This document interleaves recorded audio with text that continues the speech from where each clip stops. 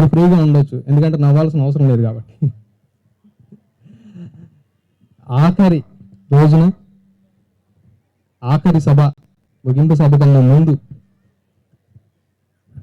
కొంతమంది రచయితలు వాళ్ళకి నచ్చిన మెచ్చిన స్ఫూర్తినిచ్చిన పుస్తకం గురించి మాట్లాడటానికి ముందుకు వస్తున్నారు.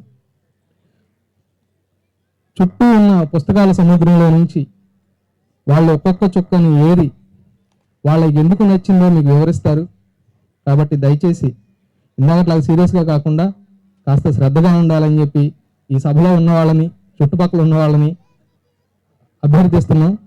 ముందుగా ఈ సభకి తనకు స్ఫూర్తినిచ్చిన పుస్తకం మీద మాట్లాడటానికి ఎండి ఇంతియాజ్ గారిని వేదిక మీదకి ఆహ్వానిస్తున్నాం. Sir, thank you very much. నేను ఇన్వైట్ చేస్తాను అందరినీ తర్వాత.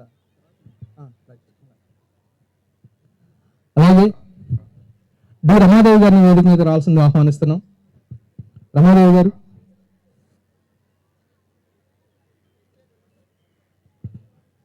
ఆ తర్వాత రచయిత్రి ఉమామోతక్ గారిని వేదిక మీద రావాల్సింది ఆహ్వానిస్తున్నాం. ఏమండి చప్పట్లు కొట్టాలండి, ఇందా నేను నవ్వుతాం మర్చిపోయి చప్పట్లు మర్చిపోయినట్టున్నారు. రచయితలు, కవులు, మన చుట్టూ ఉన్నవాళ్ళు. కవి బండ్లమాధవరావు గారిని వేదిక మీద రావాల్సింది ఆహ్వానిస్తున్నాం. అలాగే సీనియర్ జర్నలిస్ట్ వడ్లమూడి పద్మ గారిని వేదిక మీద రావాల్సింది ఆహ్వానిస్తున్నాం. కవి విమర్శకులు ఉప్పాల శ్రీరాముని వేదిక మీద రావాల్సింది ఆహ్వానిస్తున్నాం. ప్రముఖ కవయిత్రి మందరపు హేమవతి గారిని వేదిక మీద రావాల్సింది ఆహ్వానిస్తున్నాం. ఇప్పుడు వీళ్ళందరూ వచ్చారు కదా వేదిక మీదకి, వీళ్ళందరికన్నా ఒక పెద్ద రచయిత్రిని, కవయిత్రిని పిలవబోతున్నాను. మీరు గట్టిగా చప్పట్లు కొడతానని చెప్తేనే పిలుస్తా. కుమారి చెన్నైని వేదిక మీద రావాల్సింది ఆహ్వానిస్తున్నాం. బహుశా నాకు తెలిసి ఆ పాప ఇంటర్మీడియట్ చదువుతుంది. ఇప్పటికీ కొన్ని పదుల సంఖ్యలో ఉత్తమ కవిత అవార్డులు లేదా ఉత్తమ కవిత విజేతగా ఆమె నిలిచింది. బాలోత్సవంలో కానీ చాలా సందర్భాల్లో వర్ధమాన కవయిత్రిగా తనని ఇన్స్పైర్ చేసిన పుస్తకం ఏంటో తను ఇప్పుడు మనతో మాట్లాడుతుంది. ఇది నిజంగా స్ఫూర్తిదాయకమైనటువంటి అంశం. ఇది ఇతరులారా ఒక్క గంట మమ్మల్ని భరించాలి. ఇప్పుడు ముందుగా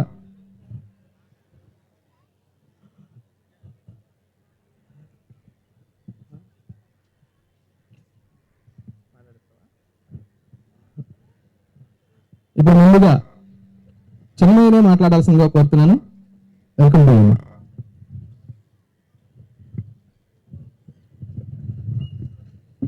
సభాయే నమః. వేదిక మీద ఉన్న పెద్దలందరికీ నా నమస్కారాలు. సభలో ఉన్న పెద్దవాళ్ళందరికీ, పుస్తకాలు చదువుతున్న వాళ్ళకి, కొన్న వాళ్ళకి అందరికీ నా నమస్కారాలు. నా పేరు చిన్మయి. నేను చిన్నప్పటి నుంచి కథలు, కవితలు ఇలాంటి వాటి మీద ఎంతో మక్కువ పెంచుకున్నాను. మా అమ్మ నాన్న నాకు చిన్నప్పటి నుంచి పుస్తక పఠనం అలవాటు చేశారు. సంగీతం, సాహిత్యం నాకు చిన్నప్పటి నుంచి అన్నంతో కలిపి పెట్టారు. దానివలన నాకు కవిత అన్న, కవిత్వం అన్న, కథలు అన్న ప్రేమ పుట్టుకొచ్చాయి. నేను 6వ తరగతిలో ఉన్నప్పుడు రాయటం మొదలుపెట్టాను. తర్వాత నా తల్లిదండ్రుల ప్రోత్సాహన, మా అక్క చాలా సపోర్ట్ చేసింది. దాని తర్వాత నా స్కూల్లో ఉన్న ఉపాధ్యాయులు ఎంతో నాకు ఎంకరేజ్ చేశాక నేను ఇంకా పుస్తక పఠనం మీద ప్రేమ పెంచుకోవడం జరిగింది. ఈనాడు నాకు బాగా నచ్చిన పుస్తకం గురించి మాట్లాడడానికి మీ ముందుకు వచ్చాను. ఆ పుస్తకం పేరు మహాశ్వేత. మహాశ్వేత అంటే ఏంటి అని ఆలోచించా.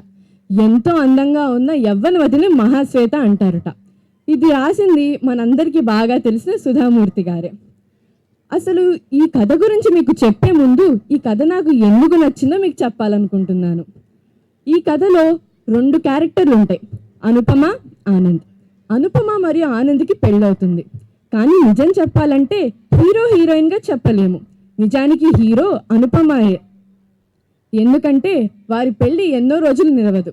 ఈ కథ సమాజంలో ఉన్న రుగ్మతల మీద ఎక్కువ ఫోకస్ చేస్తుందనే చెప్పాలి. వారి పెళ్లి ఎందుకు నిలవదో తెలుసా? అనుపమ కాలి మీద చిన్న తెల్ల మచ్చ కనిపిస్తుంది. అది ల్యూకోడర్మా లేదా విటిలుగా అంటారు. దీని తర్వాత వారి పెళ్లి నిలవలేదు. ఎందుకు అని ఆలోచిస్తే అనుపమ వాళ్ళది ఎంతో నిరుపేద కుటుంబం. ఆనంద్ ఆమెని ఇష్టపడి పెళ్లి చేసుకున్నాడు. కాబట్టి ఆనంద్ వాళ్ళ అమ్మకి మొదటి నుంచి అనుపమ అంటే ఇష్టం లేదు. మనం నార్మల్గా టీవీలో చూసే సీరియల్స్ కథలానే ఉంటుంది స్టార్టింగ్లో. కానీ దాని తర్వాత అనుపమ ఆశ పోకుండా నిరంతరం ఫైట్ చేస్తూనే ఉంది. తర్వాత తను ముంబైకి వెళ్ళి సాంస్క్రిట్ టీచర్ అవ్వాలనుకుంది. తను సాంస్క్రిట్ చదువుతుండగానే పెళ్ళైంది అనుకోండి. అలా తను ఇలా డ్రామాస్ చేయడం మీద, థియేట్రికల్ డ్రామాస్ చేయడం మీద ఎంతో ప్రేమ పెంచుకుంది. నాకు కథలో ఈ లైన్ మీద ఎంతో ప్రేమ పెంచుకున్నాను. ఎందుకంటే నాకు కూడా సాహిత్యం అంటే అంతే ఇష్టం. తను అక్కడికి వెళ్ళి తన స్నేహితురాలి ఇంట్లో తనతో కలిసి ఉండేది. ఆ స్నేహితురాలికి పెళ్లి కూడా అయింది. తన భర్తతో తను చనువుగా ఉండడం చూసింది అనుపమ. తర్వాత కొన్ని రోజులు అలానే గడిచిపోయాయి. స్నేహితురాలు వాళ్ళ భర్త అనుపమని సరిగ్గా చూడకపోవటం అంటే కొంచెం చెప్పడానికి ఇబ్బందికరంగానే ఉండొచ్చు, కానీ చెప్పలేనంత ఇబ్బందికరంగా కూడా ఉంటుంది. ఇవన్నీ చూసిన అనుపమ అక్కడ ఉండలేక తన కాళ్ళ మీద తను నిలబడటానికి, తన జీవితాన్ని మళ్ళీ తిరగరాయటానికి తన అన్నాన్ని పక్కన పెట్టి తను ఎలా ఉన్నా తనకు నచ్చిన దారి పట్టింది. ఇదంతా ఆనంద్కి తెలిసిన తర్వాత అనుపమని మళ్ళీ చేరుకోవాలని తిరిగి వచ్చాడు. కానీ అనుపమ ఇప్పుడు చిన్నపిల్ల కాదు, అడవిలో తిరుగుతున్న లేత జింకపిల్ల కూడా కాదు. కాబట్టి తను సింహంలాగా తనకి ఎదురు నిలబడి తన జీవితాన్ని తను ఎంచుకుంది. ఈ కథలో నాకు బాగా నచ్చింది తన యొక్క మానసిక స్థైర్యం. తను ఈ సమాజ రుగ్మతల్లో ఇలా ఒంటరి ఆడదాన్ని వేలెత్తి చూపే సమాజంలో తన జీవితాన్ని ఎంచుకునే ఆ విధానం నాకు ఎంతో నచ్చింది. నాకు ఈ అవకాశాన్ని ఇచ్చిన పెద్దలందరికీ, విన్న వారందరికీ నా నమస్కారాలు, ధన్యవాదాలు. చెన్నై స్ఫూర్తినిచ్చే పుస్తకం గురించి మాట్లాడి తక్కువగా మాట్లాడని చెప్పి వేదిక మీద కూడా స్ఫూర్తినిచ్చావు. Thank you very much. ఇప్పుడు వదనూరు పద్మనాభం మాట్లాడాల్సిందిగా కోరుతున్నాను.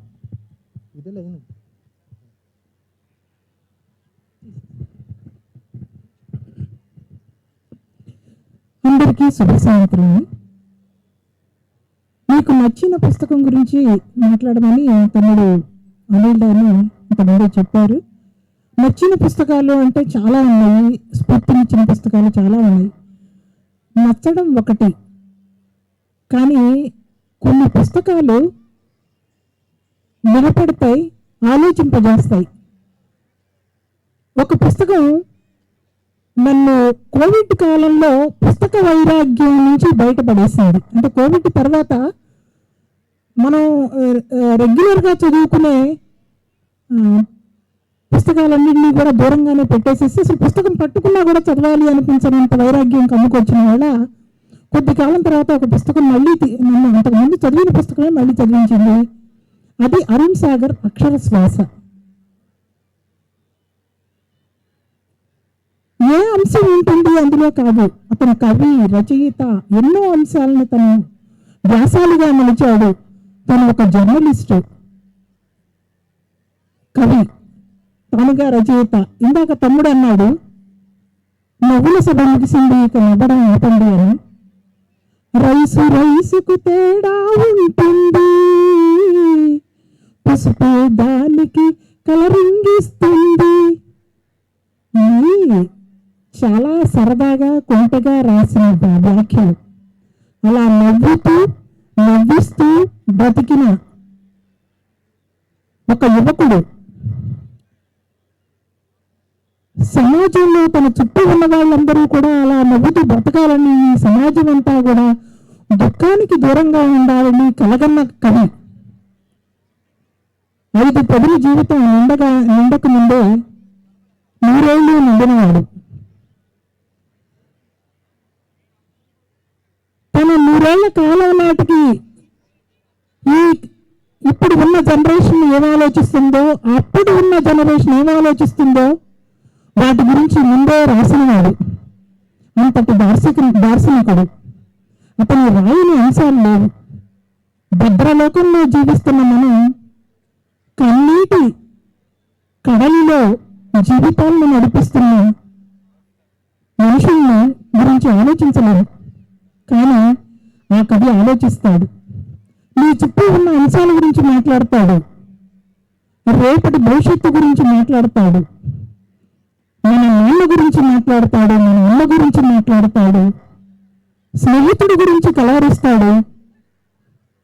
చివరికి పోలవరం చుట్టూ నీట మునిగిపోయి అదృశ్యమైపోతున్న గ్రామాల గురించి ఆందోళన చెందుతాడు. చుట్టూ కళ్ళకొస్తున్న కన్నీరు వరదలవుతున్న కాలం గురించి ఆందోళన చెందుతూ వాళ్ళ కోసం మరణ ఆందోళన రచించి మరణించాడు ఈ కవి. ఇతను రాసిన ఎన్నో అంశాలు ఉన్నాయి, కానీ 5 నిమిషాల్లో మాట్లాడాలి కాబట్టి నాన్నకు ప్రేమతో మన నాన్నల గురించి మాట్లాడతాడు.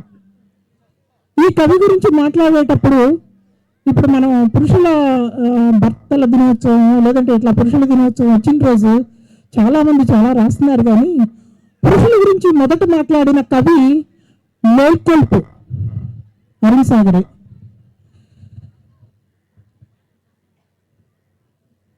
ఏడ్చే మగవాడిని నమ్మొద్దు అంది ఈ లోకం, కానీ మగవాడి గుండెలో దుఃఖం ఎంత ఉంటుందో దాన్ని వెల్లడించలేని దుస్థితి ఎంత బాధాకరమో రాస్తాడు ఈ కవి.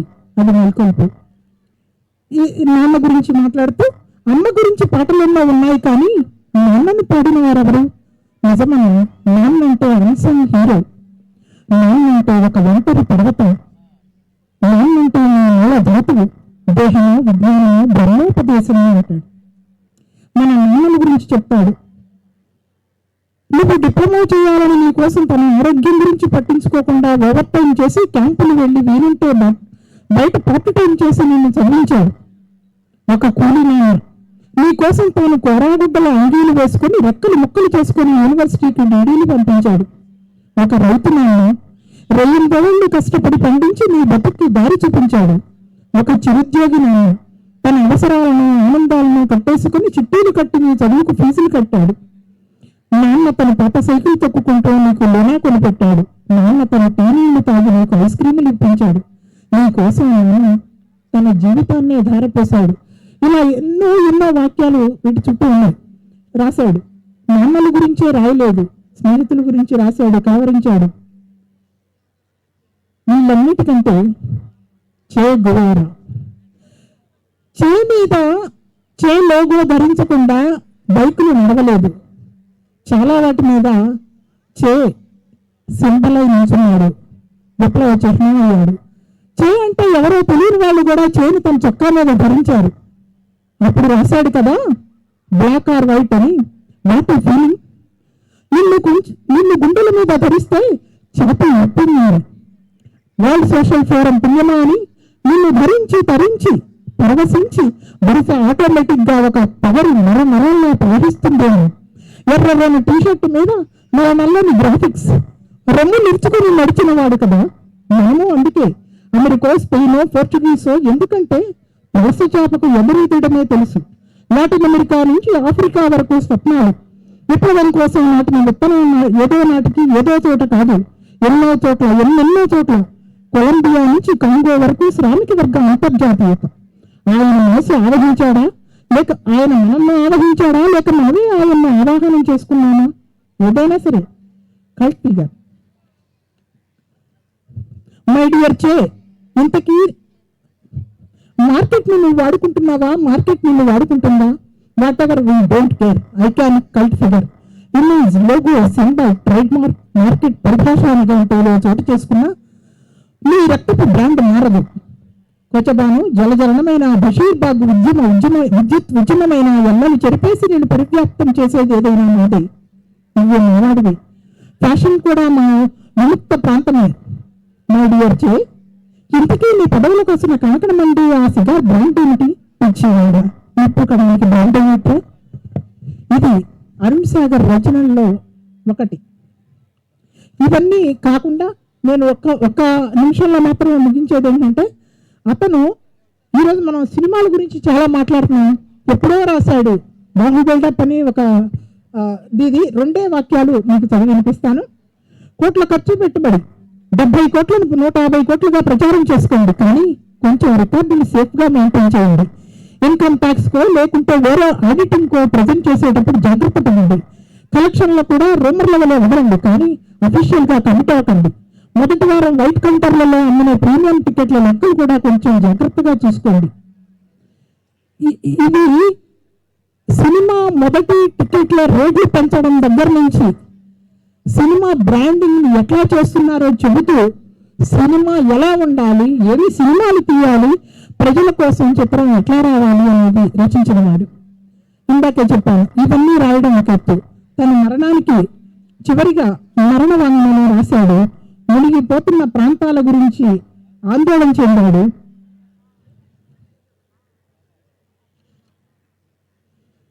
ఆకాశం భూమి కలిసే పూట, శబరి గోదావరి కలిసే చోట, సంధ్య రంగుల్లో కమ్ముకున్న విషాదపు జీర, చరమాంకంలో ఒకనొక గ్రామం, ఆ పక్కన శిథిరమైన కొయ్యి పడవ, కన్న తల్లి ముందు మోకరిండి మరణ మౌన్ఫలం అంటున్నారు. నది అవలపై ప్రతిబింబం, తలారి ముఖంలో గాంభీర్యం, దూరాన పూరింటాకి సంచి ఆఖరి సన్నివేశ ప్రవేతన. ఈ కవిత చదివితే టైం చాలదు, కానీ చివరి వాక్యాలు చదువుతాను. ఆ మునిగిపోతున్న ప్రాంతాలని రాముడంతటి వాడిని వచ్చి కూర్చొని పక్కన చూడమన్నాడు. రామా, ఇలా రా, నా పక్కన కూర్చో, నాతో కలిసి ఈ మట్టి మరణ ఆందోళనను దమ్మక్క పెడుతున్న శాపనార్థాలుగా వినరావను, సీలేరు వడ్డును మరుగుతున్న వీళ్ళు పెటపెటేల్ ధ్వనాలను వినరా వను. ఇది మన చుట్టూ మునిగిపోతున్న నీటి ప్రాంతాల గురించి రాసిన కవితను. ఇది నేను మర్చకు మాత్రమే వినిపించాను. ఎందుకు ఈ పుస్తకం ఇది పట్టుకున్నాక నువ్వు దీని నుంచి వైరాగ్యం నుంచి బయటపడ్డావు అని మాట చెప్పడానికి. ఈ పుస్తకం ఇది చదవాలి అని కాదు, ఏ పేజీ తెరిగిస్తే ఆ పేజీ చదివిస్తుంది, ఆ పేజీ ఆలోచింపజేస్తుంది. కొన్ని అందమైన పదాలు మన చుట్టూ మనసుని చుట్టుకుంటాయి, మనం ఆలోచింపజేస్తాయి. అందుకే ఈ పుస్తకం నాకు నచ్చింది. ఈ అవకాశం నాకు ఇచ్చిన నిర్వాహకులకు ధన్యవాదాలు.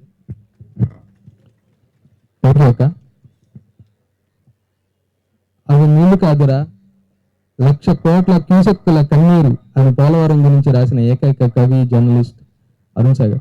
అరుణ్ సాగర్ని ఈ సంవత్సరం ఈ వేదిక మీద గుర్తు చేసినందుకు పద్మక్కకి ధన్యవాదాలు తెలియజేస్తున్నాను.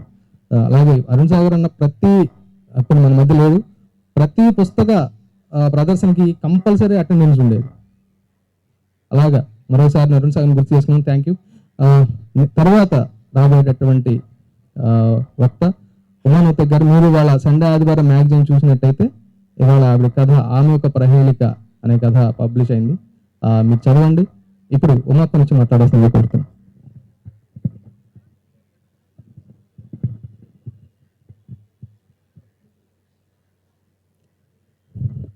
అందరికీ నమస్కారం.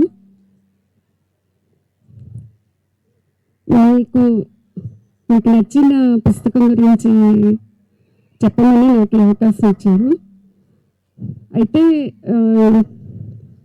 మేబీ పుస్తకాలు కొంచెం ఎక్కువ చదవడం వల్ల, పుస్తకాలు నా మొట్టమొదటి ప్రియారిటీ అవ్వడం వల్ల, నా ప్రథమ ఆసక్తి అవ్వడం వల్ల గబుక్కున ఇది నాకు నచ్చిన పుస్తకం అని చెప్పడం చాలా కష్టంగా అనిపిస్తుంది.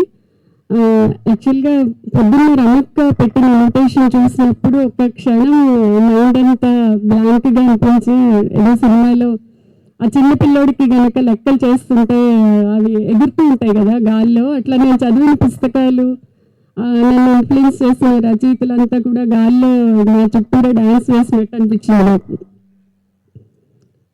నచ్చిన పుస్తకం అని నాకే కాదు, ఎవరికైనా చెప్పడం కూడా కష్టమే అనుకుంటాను నేను. ఎందుకంటే ఒక పుస్తకం నచ్చడానికి అందులో వాక్యాలు, లేకపోతే ఆ నేపథ్యం, కథా నేపథ్యం ఇదంతా నచ్చడానికి అప్పుడు మనం ఉన్న పరిస్థితులు, అంటే స్థల కాలమాన పరిస్థితులు ఎక్కువ ఇన్ఫ్లుయెన్స్ చూపిస్తాయి. మన వయస్సు, మనం అప్పుడున్న సిచ్యువేషన్, మన ఆలోచనలు, ఇవన్నీ కూడా పుస్తకం నచ్చడం వెనకాల వాళ్ళంత రోల్ ప్లే చేస్తాయి. అట్లా మనకి చిన్నప్పుడు బాగా నచ్చేసిన పుస్తకాలు ఆ తర్వాత కొన్నాళ్ళు పోయిన తర్వాత ఈ పుస్తకాన్ని నేను ఎంతగా ఇష్టపడ్డాను అని అనిపిస్తుంది.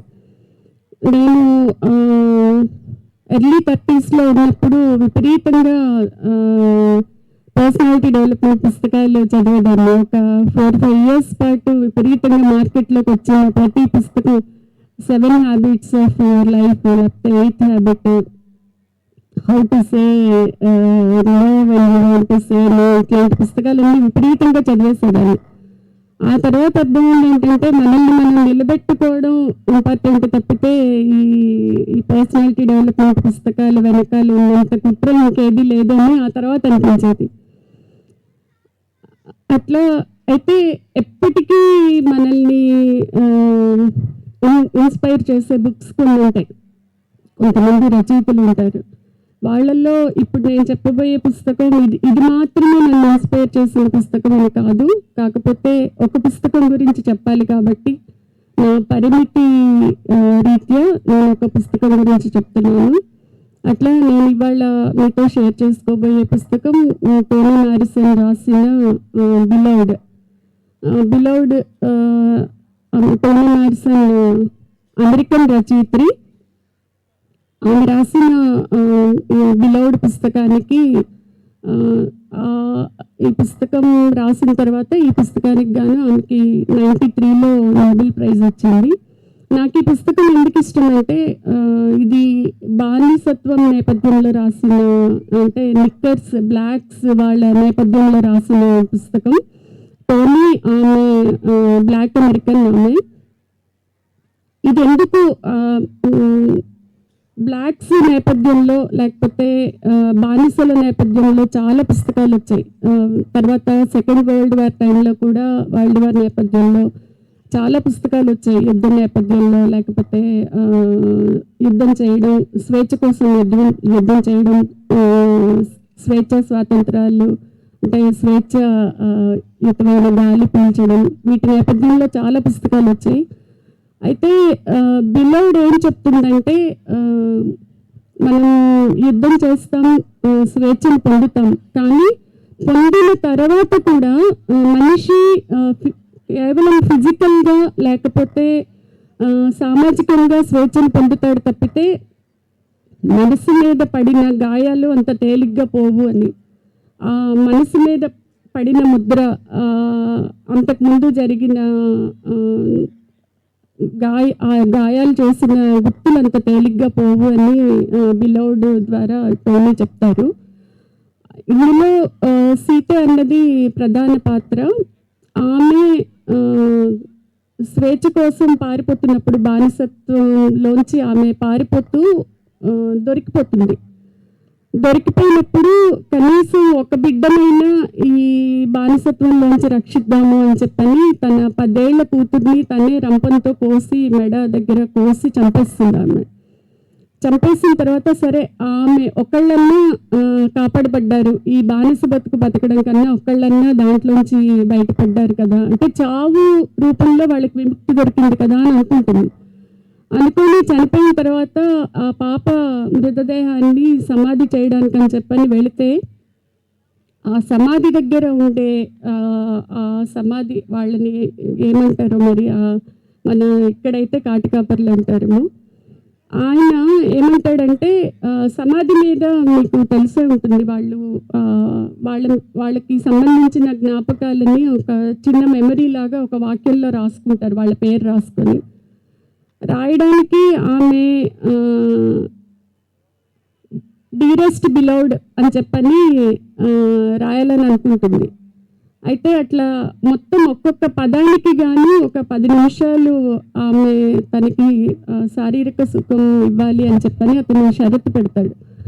అప్పటికే ఆమె మానసికంగా శారీరకంగా బాగా అలిసిపోయి ఉంటుంది. అలిసిపోయి ఉండి అంత ఓపిక లేదు, అతనితో స్పెండ్ చేసే ఓపిక లేదు, అతనికి సుఖం ఇచ్చే ఓపిక లేదు. సో 10 నిమిషాలు మాత్రమే స్పెండ్ చేయగలుగుతాను అని చెప్పి కేవలం బిలౌడ్ అని మాత్రమే చెక్కించడానికి ఒప్పుకొని బిలౌడ్ అని రాయించుకొని వచ్చేస్తుంది.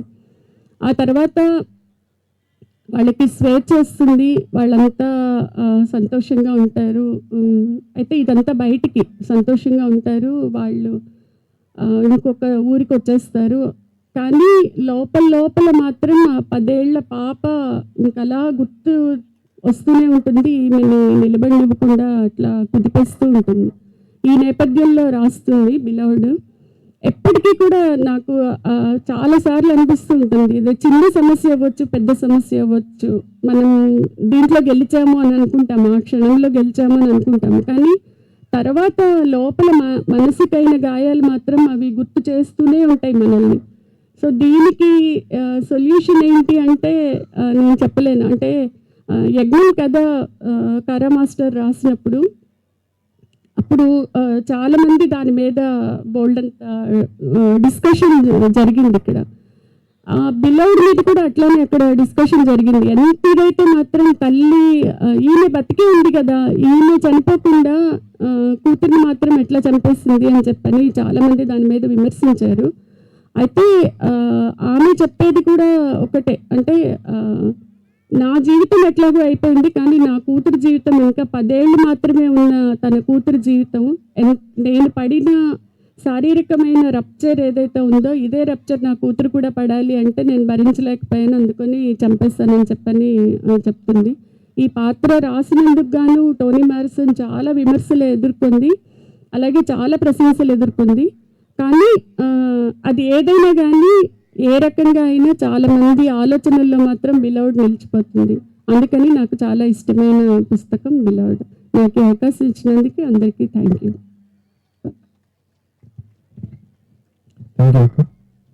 ఇప్పుడు తర్వాత రమాదేవి గారిని మాట్లాడాలి సమీపం. ఇక నుంచి సమీపాలను పాటించాల్సిందిగా వక్తలందరికీ విజ్ఞప్తి. అందరికీ నమస్కారం. నేను ఈ ప్రోగ్రామ్ ఉంటుంది ఇక్కడ ఎగ్జిబిషన్లో చూసినప్పుడు ఏంటి నాకు నచ్చిన పుస్తకం అన్నప్పుడు వెంటనే రంగనాయకమ్మ రామాయణ విశ్వవృక్షం గుర్తొచ్చింది. ఆ తర్వాత ఈ పుస్తకం. ఇది కుటుంబము, సొంత ఆస్తి, రాజ్యం, పుట్టుక.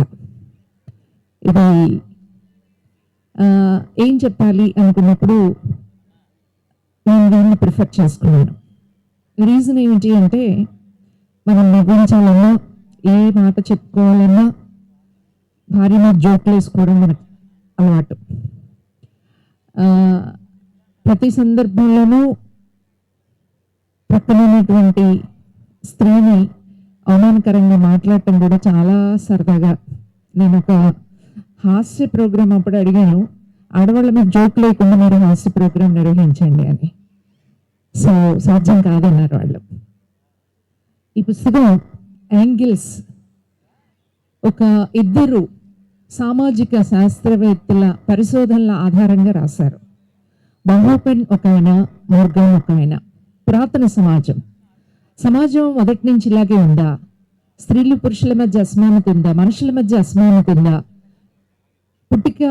మానవ పుట్టుక సందర్భంలో ఇలాగే ఉందా? భవిష్యత్తు ఇలాగా ఉందా? అనేటటువంటి ప్రశ్నలకి చాలా అద్భుతమైనటువంటి సమాధానం చెప్పడమే కాదు, ఎందుకు స్త్రీ పురుషుల మధ్య అసమానత ఉంది అనేటటువంటి దానికి బహుశా ఇంతకంటే శాస్త్రీయమైనటువంటి సరైనటువంటి సమాధానం మనకు కనిపించదు. మొదట మానవ జాతి యావత్తు తల్లి పరంపర నుంచి గుర్తించబడితే ఆ తర్వాత తండ్రి పరంపర గుర్తించబడింది. తల్లి హక్కుతో జీవించినటువంటి గణాలున్నాయి, తెగలున్నాయి, జీవితం ఉంది అనేటటువంటి దాన్ని సశాస్త్రీయంగా రుజువు చేసిన దాన్ని ఆధారం చేసుకొని యాంగిల్స్ తండ్రి హక్కు రావడానికి కారణం సంపదలు సమకూరడమే అని చెప్పేసి చెప్తాడు. ఆస్తి సమకూరడం ద్వారా తల్లి హక్కు నుంచి తండ్రి హక్కుకి సమాజం మారింది. సో ఈరోజు మనం సమానత్వం అని చెప్పేసి కోరుకుంటున్నాము అంటే, ఈ సమానత్వం కావాలి అంటే సంపద లేని, ఆస్తి లేని సమాజం వస్తేనే సమానత్వం వస్తుంది అంటాడు. ఈ ఆస్తిని సంరక్షించడం కోసమే రాజ్యం ఏర్పడింది, ప్రభుత్వాలు ఏర్పడ్డాయి, పోలీసులు ఏర్పడ్డారు, సైన్యం ఏర్పడింది, అధికార యంత్రాంగం ఏర్పడింది, రాజకీయాలు ఏర్పడ్డాయి అని ఆ రాజ్యం అంతకుముందు గణంలో అందరూ స్వతంత్రంగా ఉండేటటువంటి గణరాజ్యం నుంచి ఈ రోజు మన తరఫున పరిపాలించేటటువంటి ఒక ప్రభుత్వము, ఆ ప్రభుత్వానికి చట్టసమ్మతి ఉండడానికి కారణాలేమిటి అనేది అద్భుతంగా వివరించాడు. ఆ అద్భుతాన్ని వివరించే సమయంలో నేను చిన్న ఒక వాక్యంతో ముగిస్తాను. స్త్రీలు బహుభార్యత్వము, బహుభర్తృత్వము ఉన్నటువంటిది. అలాంటి సమాజం నుంచి, గుంపు పెళ్లి సమాజం నుంచి ఒక స్త్రీకి ఒక పురుషుడు అని చెప్పేసి ఒక పద్ధతి రావడానికి స్త్రీలే ముందడుగు వేశారు అని చెప్పేసి చెప్తాడు. అయితే చారిత్రకంగా అదొక పరాజయం అనేటటువంటిది కూడా చెప్తాడు. ఇది చాలా సహజమైన మార్పే, కానీ స్త్రీ జాతి యొక్క ప్రపంచ చారిత్రక పరాజయం అంటాడు. అంటే సమాజం ముందడుగు వేసింది కానీ స్త్రీలుగా పరాజయం పొందారు అని. కానీ ఈ స్త్రీల పరాజయం స్త్రీలది మాత్రమే కాదు, సమాజానిది కూడా అనేటటువంటిది మనం అర్థం చేసుకోగలిగితే బహుశా ఆ సమానత్వం వైపు ఇది ఉపయోగపడుతుంది అనేటటువంటిది నాకు మనసులో ముద్రించుకుపోయినటువంటి ఒక భావన, ఒక ఆలోచన. అందుకోసమే బహుశా నేను చాలాసార్లు దీన్ని చదువుతూ ఉండడం అనేది ఒక అలవాటు అయిపోయింది. ఈ పుస్తకం నాకు నచ్చిన, చాలా మంది చదవాల్సిన అవసరమైన పుస్తకంగా భావిస్తూ ఈ అవకాశం ఇచ్చినటువంటి నిర్వాహకులకి ధన్యవాదాలు. సెలవు మిత్రులారా. ధన్యవాదాలు రమాదేవి గారు. నిజంగా చదవాల్సిన పుస్తకాలు ఎన్ని లిస్ట్ వస్తున్నాయో. బహుశా ఈ సభ ముందు రోజు పెట్టుంటే కనుక ఆ పుస్తకాలన్నీ పాఠకులు కొనుక్కోవడానికి కొనుక్కొని చదవడానికి అవకాశం ఉండేదేమో. ఇప్పటికైనా మించిపోయింది ఏం లేదు. ఆ పుస్తకాలను మీరు నోట్ చేసుకొని ఇప్పుడు కొనుక్కోవచ్చు. తర్వాత ఇంటియాజ్ గారిని వెంకటేశ్వరం కోరుతున్నాను. Sir, welcome to. Thank you Anil. సభకు నమస్కారం. నేను ఈ సభకు ముందు సభకు ముఖ్య అతిథిగా వచ్చాను. మరి నెక్స్ట్ జరగబోయే సభలో కూడా నేను ఉన్నాను. ఈ మధ్య కాలంలో అనిల్ గారు నన్ను పట్టుకొని మీకు నచ్చిన పుస్తకం గురించి చెప్పన్నారు. ఇది చాలా డిఫికల్ట్ మరి position for a person who reads books. ఎందుకంటే నా చిన్నప్పటి నుంచి ఇక్కడ చిన్న మా రైటర్ కూడా, ఈ అమ్మాయి కూడా చాలా చక్కగా రాస్తుంది. నేను చదివాను 1-2 అమ్మాయి కవితలు. చిన్నప్పుడు నేను 8వ తరగతిలో మరి ఒక మా మేనమామ గారి పుస్తకం షాప్లో, అంటే ఆయన ఫ్యాన్సీ స్టోర్ ఉండేది. అప్పట్లో నవలల పుస్తకాలు అద్దెకిచ్చేవాళ్ళు. సో సమ్మర్ హాలిడేస్లో అక్కడ కూర్చోమని చెప్పేసి నాకు స్కూల్ లేదు కదా కూర్చోమంటే ఏం తోచక దాంట్లో పుస్తకాలను చదువుతున్నప్పుడు అక్కడి నుంచి నా పుస్తక ప్రయాణం ప్రారంభమైంది. అప్పట్లో అపరాధ పరిశోధన అని కొమ్మూరు సాంబశివరావు గారి ఆ నవలలు అన్నీ చదివిన తర్వాత అక్కడి నుంచి పుస్తకాల మీద ఆసక్తితో ఎన్నో పుస్తకాలు ఇంగ్లీష్, తెలుగు ఇవన్నీ చదివేసి ఒక ఇంజనీరింగ్ చదువుతున్నప్పుడు ఈ ఫిక్షన్, ఇంగ్లీష్ ఫిక్షన్ ఎక్కువగా జేమ్స్ హాడ్లీ చేసి నుంచి మొదలుకొని మనకు Frederick Forsyth, Jeffrey Archer, Dan Brown ఇట్లా అన్నీ చదవడము, పర్సనాలిటీ డెవలప్మెంట్ బుక్స్ ఒక ఏజ్లో చదవడము. ఇంకా తర్వాత ఏది నచ్చింది అంటే చెప్పలేని పరిస్థితి. ఎందుకంటే తెలుగులో మరి జాషువా గారి గబ్బలం మీకు నచ్చలేదా అని చెప్పాలా, లేదంటే ఆలస్యం ఎక్కువ చేయలేదా అని చెప్పాలా, లేదా శ్రీశ్రీ గారి దేశ చరిత్ర బాగోలేదని చెప్పాలా, అది స్ఫూర్తిదాయకం కాదని చెప్పాలా. మరి ఈ విధంగా నాకు అనిపిస్తూ ఉంది. అందులో ఈ ఏజ్ బట్టి కూడా మనకు ఒక్కొక్కసారి మనకు పుస్తకాలు ఏమి నచ్చాయని. కానీ ఇప్పట్లో నేను ఈ గత 5-6 నెలలుగా ఫ్రీగా ఉన్నప్పుడు చాలా పుస్తకాలు మరి చదువుతున్నప్పుడు నాకు ఈ మధ్యలో ఫిక్షన్లో కొత్తగా వచ్చిన డాన్ బ్రౌన్ పుస్తకం ఆరిజిన్ బాగా నచ్చింది. ఈ ఆరిజిన్ పుస్తకం, డాన్ బ్రౌన్ చాలా పుస్తకాలు రాశాడు and his fiction books are very good. అంటే ఈ ఫిక్షన్లో ఎలా ఉండాలంటే ఇప్పుడు జెఫ్రీ ఆర్చర్ కానీ ఫ్రెడరిక్ ఫోర్సిత్ కానీ ఒక్కసారి చదవడం మొదలెడితే మరి కంప్లీట్ చేసేంత వరకు మనకు అలాగే మనం 2-3 రోజుల్లో కంప్లీట్ చేసేయాలి, లేదా ఒక రోజులో కంప్లీట్ చేసేయాలని కూర్చొనేలాగా గట్టిగా ఉండాలి. అలాంటి స్టోరీ ఈ ఆర్జిన్లో ఉంది. ఈయన ఇంతకుముందు కూడా రాసిన కథలు చాలా నవలలు అన్నీ హిట్ అయ్యాయి. డౌన్సీ కోడ్ నుంచి గ్లాస్ సింబల్ కానివ్వండి, ఏంజల్స్ అండ్ డెమన్స్. ఈ ఆర్జిన్లో ముఖ్యంగా మనకు చాలా మంది ఇది రిలీజియన్ కు అగేన్స్ట్ గా రాసాడు అన్నట్టుగా చెప్తుంటారు, కానీ ఇట్స్ ఎ ఫిక్షన్. కానీ ఆ ఫిక్షన్ లో, ఆ స్టోరీలో ఎంత చక్కగా ఒక 24 hours లో జరిగిన ఉదాంతాన్ని ఒక సైంటిస్ట్ ఏ విధంగా మనకు దాన్ని తీసుకెళ్లాడు. ఈయన ప్రధాన పాత్రధారి ప్రతి దాంట్లోనే ఉండే ఒక మనకు సింబాలజిస్ట్ రాబర్ట్ ల్యాండన్ అని ఏ విధంగా తీసుకెళ్లారు. బేసిక్ గా 2 questions: where do we come from, where do we go. ఇది మానవ జాతికి ఎప్పటి నుంచో మనకు మరి బాధపడుతున్నా, లేదంటే మనకు ఉన్న ప్రశ్నలు, మనం ఎక్కడి నుంచి వచ్చాం, మనం ఎక్కడికి వెళ్తాం అనేది. దాని మీద ఈ ఆరిజిన్ మీద మనకు చాలా చక్కటి పుస్తకం. అది నేను 2-3 సార్లు చదివిన తర్వాత ఇప్పుడు ఎక్కడ మరి దాన్ని కనిపించింది అంటే, ఇది కరెక్ట్ అయితే ఆయన చెప్పింది మరి బాగుంటుందేమో. అంటే ఆయన ఆ ఫిక్షన్ లో ఏ విధంగా తీసుకొచ్చాడో దాన్ని అన్ని రిలీజియన్స్ ఎలా అలా టచ్ చేసేస్తూ ఈ క్వశ్చన్స్ కి సైంటిఫిక్ గా ఒక ఆన్సరు, మళ్ళీ హేతువాదం మధ్యలో, మళ్ళీ నాస్తికత్వం, మళ్ళీ రిలీజియన్ ఉండాలి అన్నట్టుగా అన్నీ మనకు సృష్టిస్తూ రాశాడు. చాలా చక్కటి పుస్తకం. నాకు ఈ మధ్య కాలంలో నచ్చిన పుస్తకం ఇదని చెప్పేసి అనిల్ గారు అడగగానే నేను ఖచ్చితంగా ఇదే నాకు ఈ మధ్యలో నచ్చిన పుస్తకం అని చెప్పేసి నేను కరాఖండ్గా చెప్తున్నాను. మరి ఈ అవకాశం ఇచ్చిన అనిల్కి నేను ధన్యవాదాలు తెలుపుకుంటూ సెలవు తీసుకున్నాను. Thank you. మనకి చాలా అపోహలు ఉంటాయి.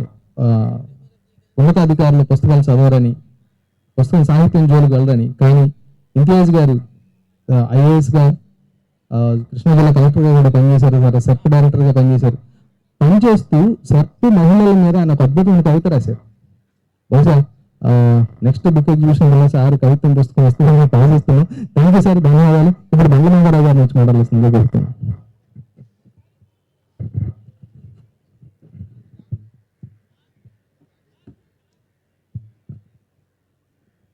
నచ్చిన పుస్తకం, నచ్చిన కవి. అంటే యాక్చువల్గా ఈ కార్యక్రమానికి పెట్టినటువంటి శీర్షిక ఏంటంటే చదివిన, నచ్చిన, మెచ్చిన, స్ఫూర్తినిచ్చిన.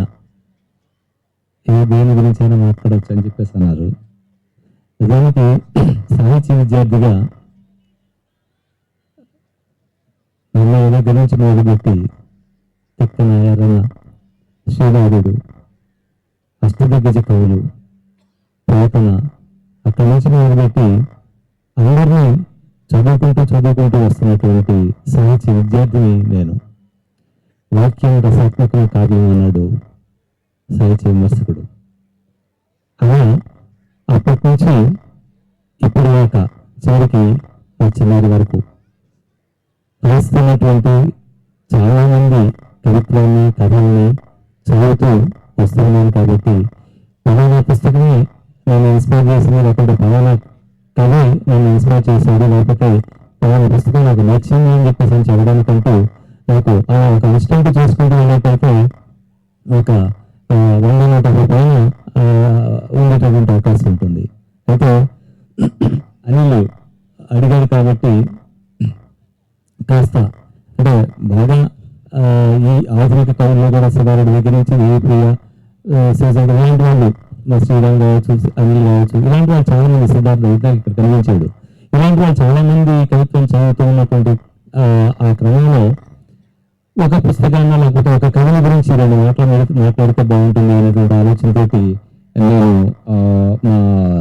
నాకు అత్యంత ఇష్టమైనటువంటి, అంటే చాలా మంది ఉన్నారు కానీ వాళ్ళలో కూడా అత్యంత ఇష్టమైనటువంటి దాదాపు ఒక దశాబ్ద కాలం పాటు ఆయనతోటి కలిసి వచ్చినటువంటి కవి ముఖ్యంగా దేవిప్రియ గురించి ఒక 2 మాటలు చెప్దామని చెప్పేసి అనిపించింది. నిజానికి ఆయన ఒక్కడే నాకు ఇష్టమైనటువంటి కథని కాదు కానీ నేను ఆయనకి నాకు మధ్య ఒక విధమైనటువంటి కెమిస్ట్రీ ఉన్నటువంటి కారణంతో ఆయన గురించి నేను ఈరోజు రాసుకున్నటువంటి ఒక చిన్న వ్యాసం మొత్తంగా ఉన్నప్పుడు కొంత చదివి వినిపిద్దామని చెప్పేసి అనుకొని ఇక్కడికి వచ్చాను. నాకు 2 నిధులు ఉన్నాయి. నాలుక మీద కవిత్వం, తల మీద దారిద్ర్యం. నాకు 2 విధులు ఉన్నాయి.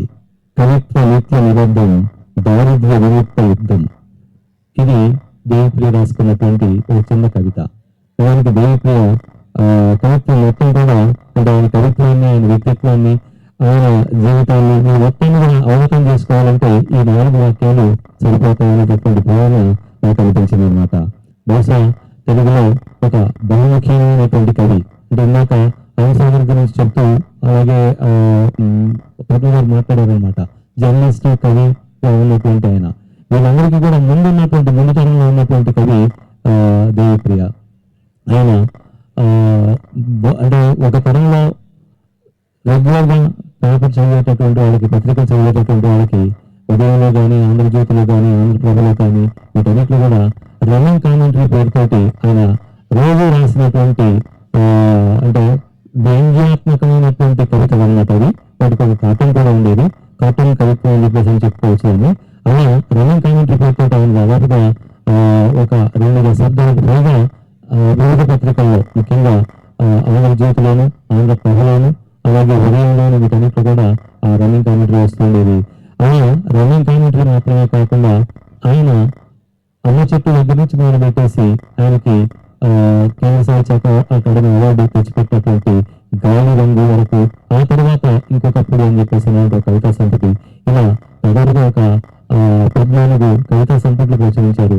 ఇవే కాకుండా ఆయన చాలా ప్రసిద్ధిగాంచినటువంటి, అంటే ఏమంటే సంపాదకుడుగా ఆయనకి చాలా ఎక్స్పీరియన్స్ ఉంది, అంటే పత్రికలు నడిపినటువంటి అనుభవశాలి ఆయన. దాంతోపాటుగా సినిమాలకు కూడా పాటలు రాశాడు. అలాగే ఒక అంటే ఖండ పద్యాన్ని రాయడంలో కూడా చాలా చాలా అంటే ఆయన నిష్ణాతంగా తన దీన్ని ప్రదర్శించాడు అనమాట. ఇన్షాల్లా అని చెప్పేసి అనేటువంటిది, అట్లాగే సమాధానంగా స్వామి తోటి ఖండ పద్యాలు కూడా రాశారు అనమాట. అంటే కేవలం ఆధునిక సాహిత్యాన్ని, ఆధునిక కవిత్వాన్ని మాత్రమే కాకుండా సంప్రదాయబద్ధమైనటువంటి ఛందస్సులో కూడా ఆయన అద్భుతమైనటువంటి కవిత్వాన్ని ప్రయోగించాడు. ఇదే కాదు, డాక్యుమెంటరీ తీశాడు. సినిమాల పట్ల ఆయనకు విపరీతమైనటువంటి మోజు ఉండేది. దాదాపుగా ఒక నాకు గుర్తున్నంత వరకు 17 పైగా ఫిల్మ్ ఫెస్టివల్స్ కి, ఇంటర్నేషనల్ ఫిల్మ్ ఫెస్టివల్స్ కి అటెండ్ అయ్యాడనమాట. అట్లా ఆ సినిమాల పట్ల కూడా విపరీతమైనటువంటి ఆసక్తిని ప్రదర్శించినటువంటి వ్యక్తి. ఇవే కాకుండా ఆయన ఇంకా మామూలుగా ఈ ప్రకటనలు వస్తూ ఉంటాయి.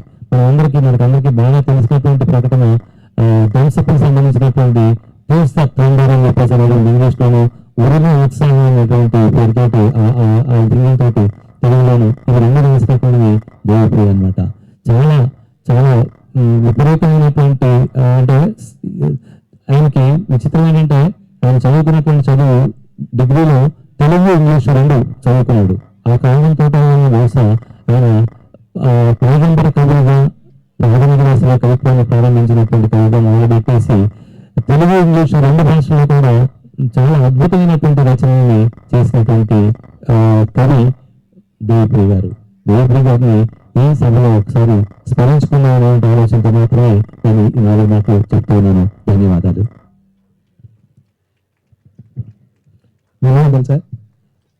మనం చాలా పాటల్లో, అంటే కమ్యూనిజం బ్యాక్డ్రాప్ ఉన్న పాటలు, జమ్ జమ్మ మరి 1000 కాలాజారి అనే పదాన్ని సృష్టించింది దేవప్రియ. థ్యాంక్ యూ మాధురావు గారు.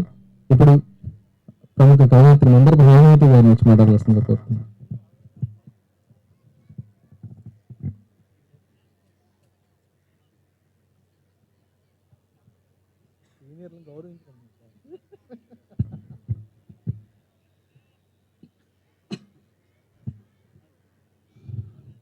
అందరికీ నమస్కారం.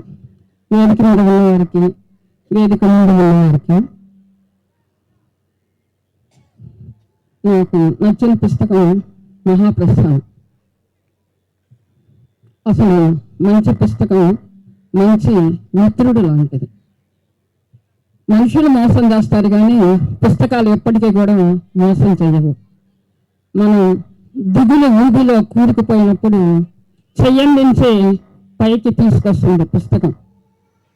మనం కన్నీటి సాగరాల్లో మునిగిపోయినప్పుడు మన చెక్కుల మీద ఉన్న కన్నీటిని తుడుస్తుంది, మనకి ఒక గొప్ప ఆశ్వాసాన్ని ఇస్తుంది మంచి పుస్తకం. నిరాశలో కూరుకుపోయినప్పుడు కూడా మనకి ఆత్మవిశ్వాసం కలిగిస్తుంది, ఈ జీవితం మీద కొంచెం ప్రేమను కలిగిస్తుంది అన్నమాట మంచి పుస్తకం. అలాంటిది మహాప్రస్థానం. ఈ మహాప్రస్థానం శ్రీశ్రీ రాశాడు. అంతకుముందు కవులంతా కూడా రాజుని గురించి, రాణుని గురించి వర్ణించారు. అలాంటి సమయంలో కార్మికుల్ని, కర్షకుల్ని తన కథా వస్తువుగా చేసుకొని వస్తువులో మార్పు తీసుకొచ్చారు, శైలిలో మార్పు తీసుకొచ్చారు. అందుకనే మహాప్రస్థానం గొప్ప కావ్యం ఉంది.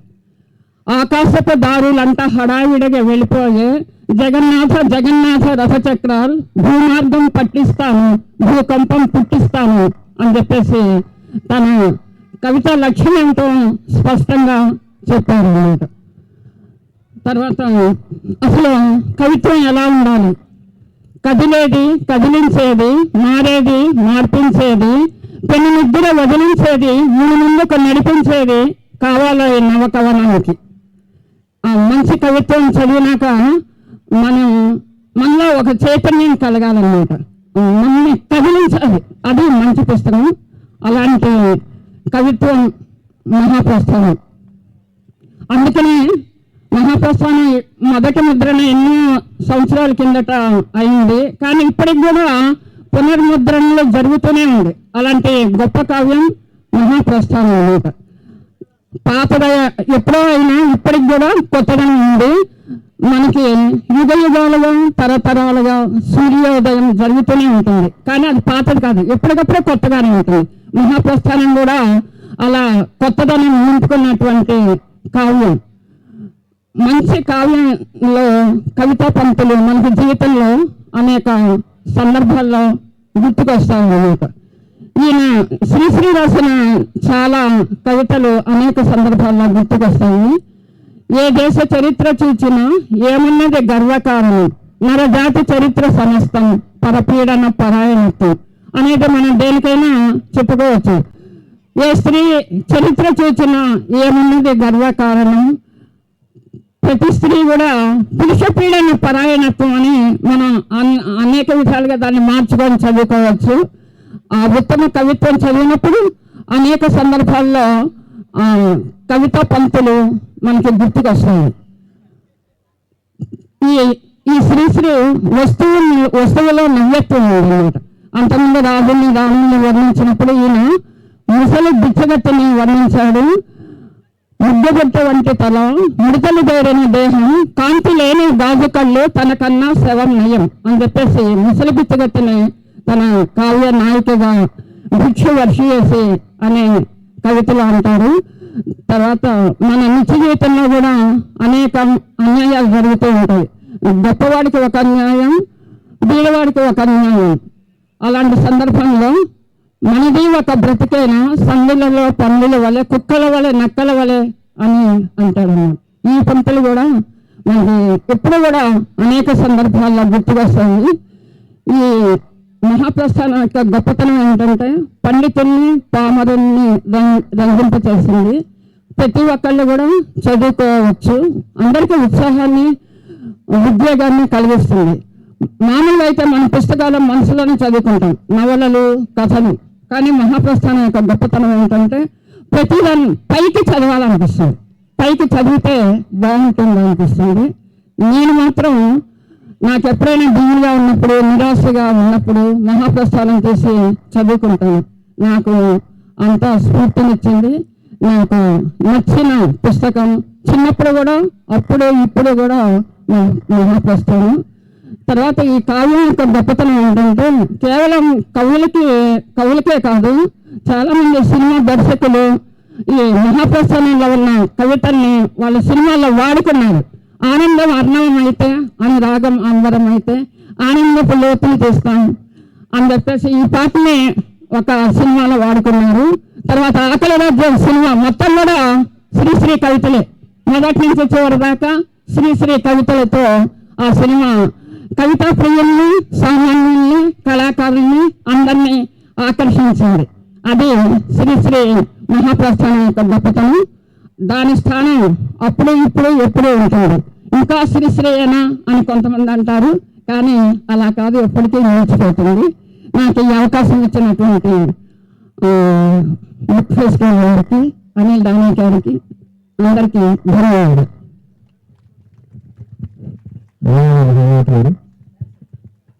ప్రతి సంవత్సరం ఈ బుక్ ఎగ్జిబిషన్ లో ఎక్కువగా అడిగే పుస్తకం, ఎక్కువగా అమ్ముడుపోయే పుస్తకం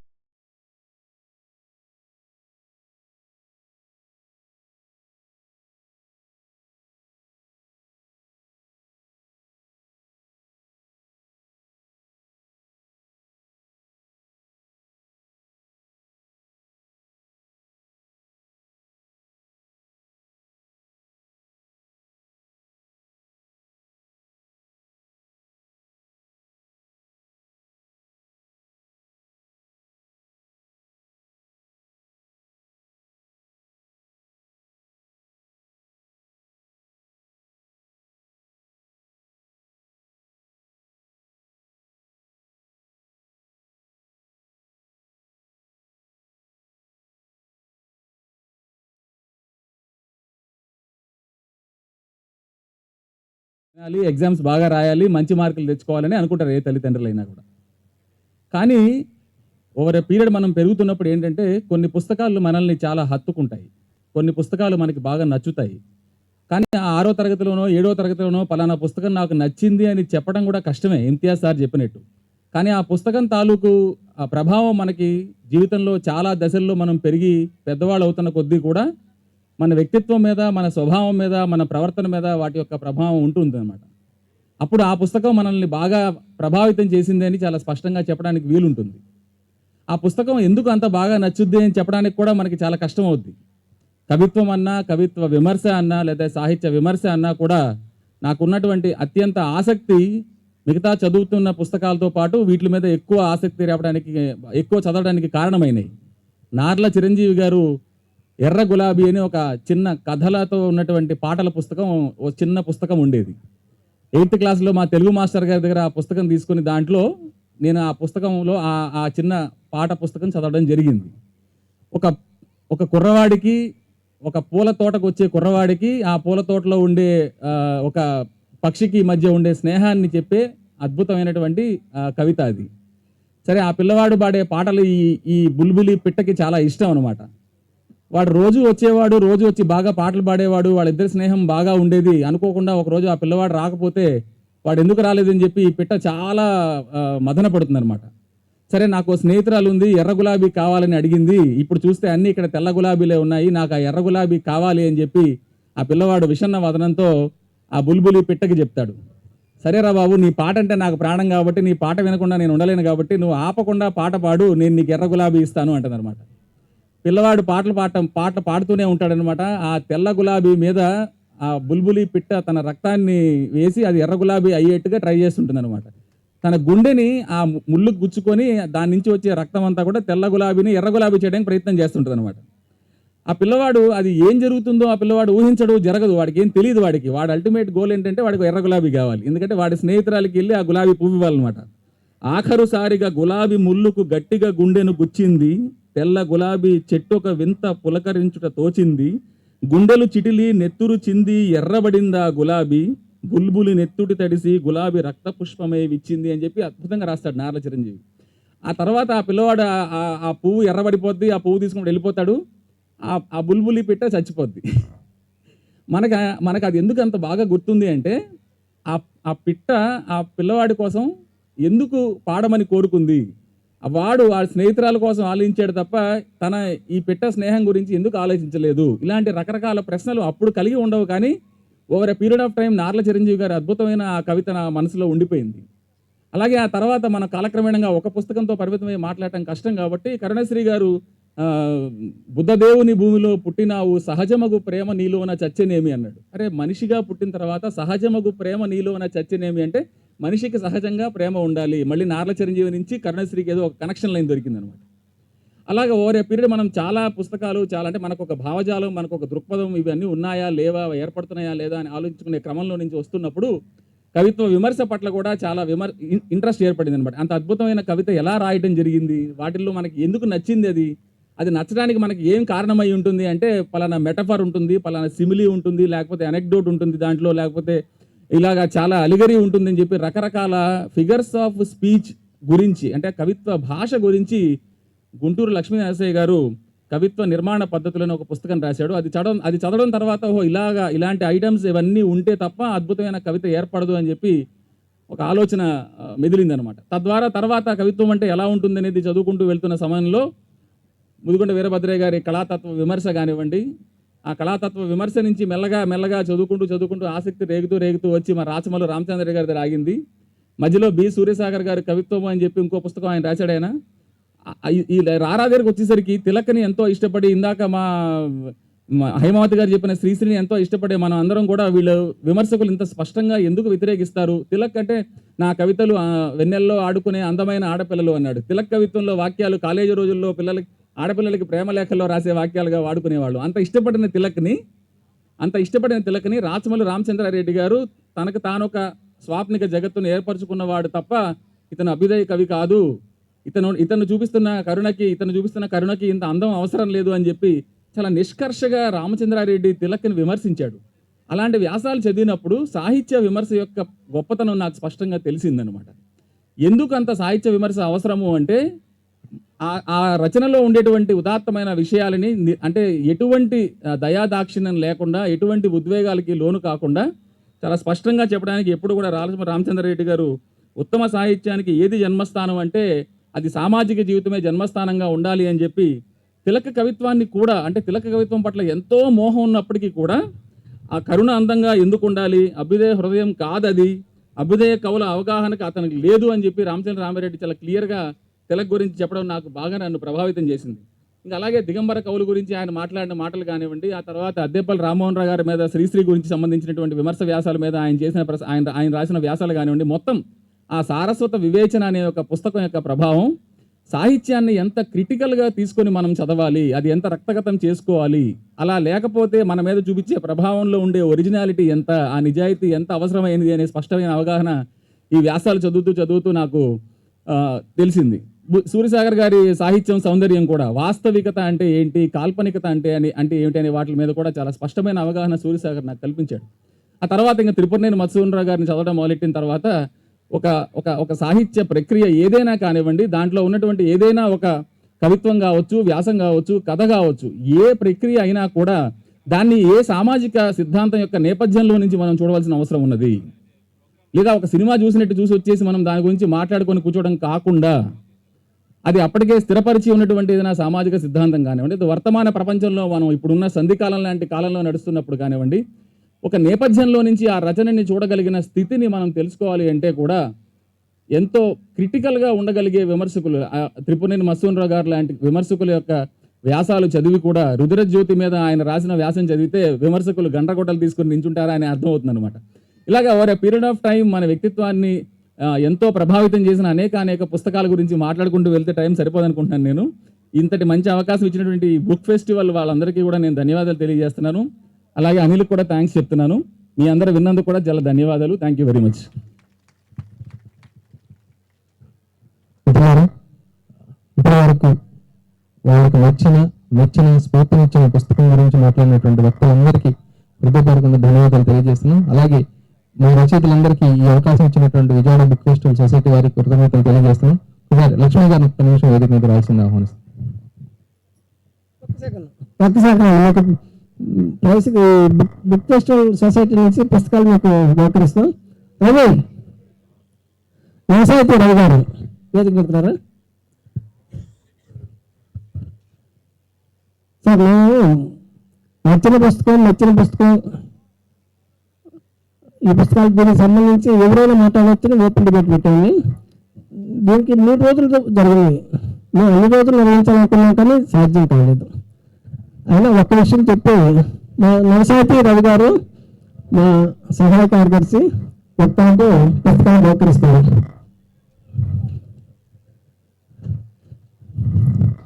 అండ్ ఒక్క విషయం చెప్తాను. మలాల ముస్లిం పిల్ల చిన్న అమ్మాయి 18 సంవత్సరాల్లో నోబెల్ ప్రైజ్ వచ్చింది. అసలు ఎవరైనా ఊహిస్తారండి? నోబెల్ ప్రైజ్ 18 సంవత్సరాల పిల్లకి వచ్చిందని ఎవరు ఊహించుకుంటూ వచ్చింది. దానికి సంబంధించి ఒక్క విషయం చెప్తాను. వాళ్ళ నాన్నగారు బడి ప్రిన్సిపల్. ఆయన సెటమిక్ వర్సెస్ అనే నవల వచ్చినప్పుడు ముస్లిం సమాజాన్ని, ఇస్లాం సమాజాన్ని చాలా కించపరిచారని చెప్పి ఆ పుస్తకాలను తగలబడతా పెద్ద మూవీలు చేశారు పాకిస్తాన్లో. అయితే ఆ స్కూల్లో డిబేట్ పెట్టి చాలామంది మత పెద్దలు పిలిచేసి ఆ పుస్తకం మీద ఏ యాక్షన్ తీసుకోవాలి, తగలబెట్టాలని చేసినప్పుడు ఆయన ఒక మాట మాట్లాడండి. సెటానిక్ వర్సెస్ రాసినంత మాత్రం మా ఇస్లాం మతం కానీ ముస్లిం సమాజం కానీ అంత నష్టం జరిగిద్దా ఒక పుస్తకం రాస్తే? మన ఇస్లాం చాలా గొప్పదని చెప్పి ఇంకో బుక్ రాద్దాం అని ఆయన ఒక్కడే మాట్లాడండి.